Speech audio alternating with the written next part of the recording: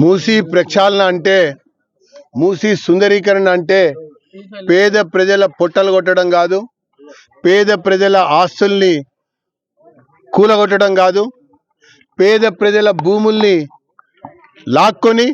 పెద్దలకు అప్పచెప్పడం అంతకంటే కాదని చెప్పని భారతీయ జనతా పార్టీ తెలియజేస్తా ఉన్నది. ఈరోజు ముఖ్యమంత్రి గారు చాలా ఎక్కువగా ఈ యొక్క మూసీ ప్రక్షాళన గురించి పదే పదే మాట్లాడుతూ ఉన్నాడు. ఈ మూసీకి సంబంధించినటువంటి విషయంలోనే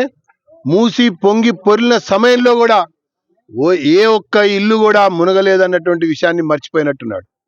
ఈరోజు మూసీలోకి మురికి నీరు రాకుండా ఉండాలంటే ఎస్టీపీలను కట్టాలన్న సోయలేనటువంటి ఒక ప్రభుత్వం ఈరోజు మూసీ ప్రక్షాళన పేరిట దండుకోవాలని, దోచుకోవాలని, పెద్దలకి భూములని అప్పజెప్పాలని చెప్పని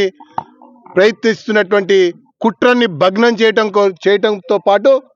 ఈ పేద ప్రజలకి భరోసాగా ఉండాలన్నటువంటి ఆలోచనతో బస్తీలో పర్యటించడం, బస్తీ వాసులతో మాట్లాడటం, బస్తీలోనే ఉండటం, బస్తీలోనే తినటం, ఆ తర్వాత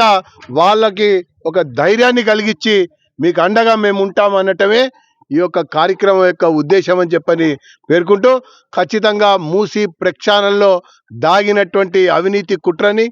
అక్రమాల కుట్రని, దోచుకునేటువంటి వ్యవహారాన్ని, పెద్దలకి అప్పజెప్పేటువంటి ఒక పనిని